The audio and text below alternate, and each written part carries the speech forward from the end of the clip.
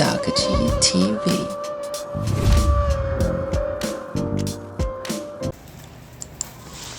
What's good? This is Sagaji TV, and we're back on day 3 of backyard transformation or DIY transformation.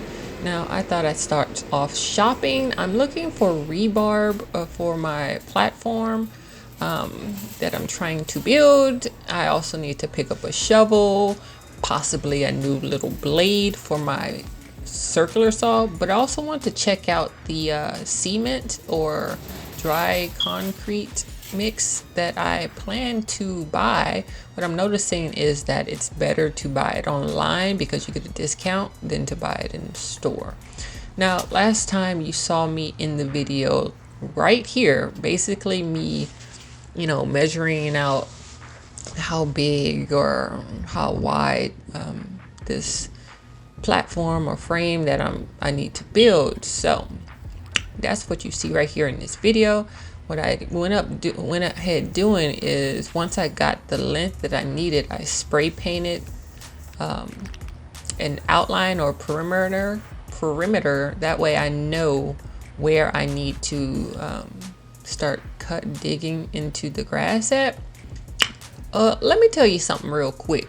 You see, right here, right at this very moment, I realized, oh, this ain't gonna be easy. Yeah, this gonna be a lot of physical labor. And sure enough, it was. Honestly, once I started this part, I thought, okay, fine, this is gonna be hard to dig up all this grass, but this is gonna be the easiest. Or this is gonna be the honestly, I thought this would be the simplest part, but it turns out it wasn't. It didn't get to this. I had dug up this much grass before I realized, you know what? Maybe I should spray it down, maybe loosen up the moisture or loosen up the soil a little bit. And then from there, I was like, all right, let's get back to it. I ended up coming up with a pretty decent technique. You'll see right here how I kind of cut along the edge, and then I go to the back side of it and then cut the opposite direction. And this turns out is the easiest method, at least it was for me, because once I did that, I was able just to grab these sections and kind of just toss them aside. I wanted to keep as much dirt as possible. I just really wanted to get rid of the grass, but I wanted to keep as much dirt as possible. That way we wouldn't have like gaping holes in my foundation area. So yeah, this is what it looks like after I kind of did a rough pulling up of the grass. There's plenty of spots where I still need to pull up some more grass, but for the most part it looks pretty good. So the length is 13 by 5 and 11 by 2 because the platform I want to build is only 12 by 5, 10 by 2. So I wanted to make it just a little bit longer for it to reach outside of the lines. Right here you see me using a rake to pull up what little left grass or as much grass as possible. That's kind of basically, I'm kind of like shifting it through the rake. Yeah, you can see the spots. I do go back and pull up more of the grass area. Right here I'm kind of like leveling out or flattening out as much dirt as possible, moving it in spots that seem a little low, taking it from spots that seem a little high, and then like collecting more grass and just kind of yeeting it off to the side. Yeet,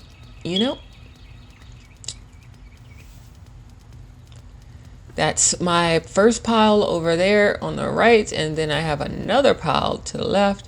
Boy, that dust was going everywhere, the dirt going everywhere, so I definitely need to cover my hair. I took 2 2x4s that I had pushed together, and I was going to use this as, I don't know what those things are called, tamper or whatever. I didn't want to buy a tamper, so I was like, well, let me see if I can just make my own tamper. Yeah, it works-ish.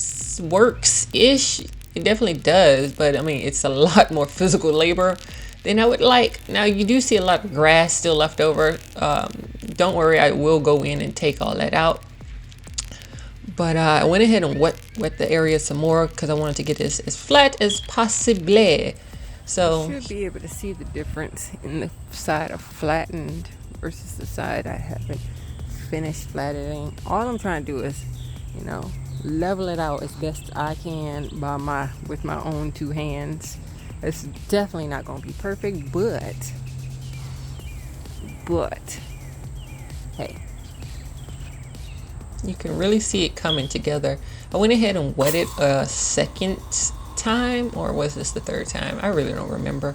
I just wanted to make sure all the dirt kind of sunk in to itself as much as possible, because yeah, I want this to be sturdy. I don't need any like flat spots or anything like that. So I really kind of drenched the mess out of this thing. I do have a garden bed over here, or greenhouse. That's another project I want to do later down the line. So you guys will learn about that more if you follow this journey of transforming my backyard. But anyway, let's get back to the main event. So I wanted to show you guys what it looks like, or what I have to do. So I have a lawnmower right here. So last time I didn't finish mowing the back area over here, so I have to do that. But then I also need to get rid of this pile of grass that I pulled up, as well as that pile of grass over there. This wagon right here, I definitely, if you guys try to do a project like this, definitely invest in a wagon. Boy, I tell you, it took so much of the physical labor off me. It's ridiculous.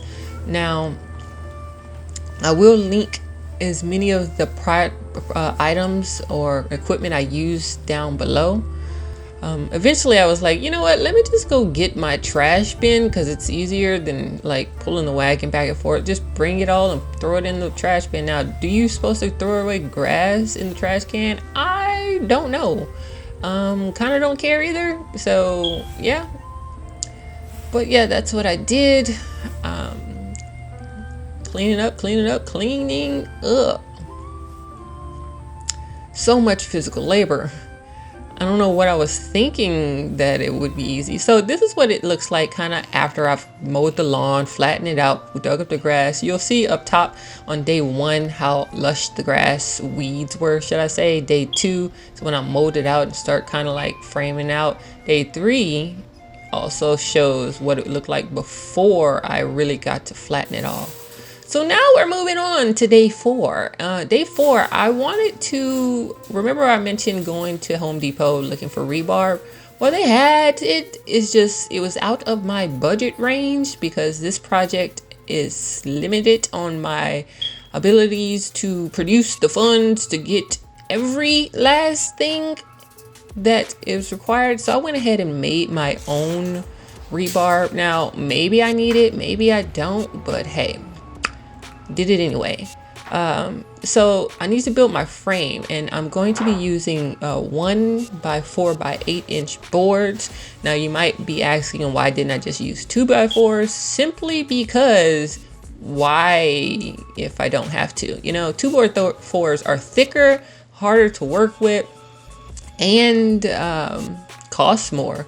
So I was like, well, the width of these boards is just as wide as the 2 by 4s, and for the most part they're pretty good. I just need to make sure I cut them down right and like get them to where I need them to be, and they'll work fine. Now you might be wondering, like, if my frame is a little over 13 feet long, why wouldn't I just order 16 feet? They have 16 feet wood. Honestly, because I can't fit it in my car, and they don't ship the 16-foot wood out. So I had to go with a smaller or shorter board, where then I could kind of like attach them together, two long boards together, to make it the length that I need.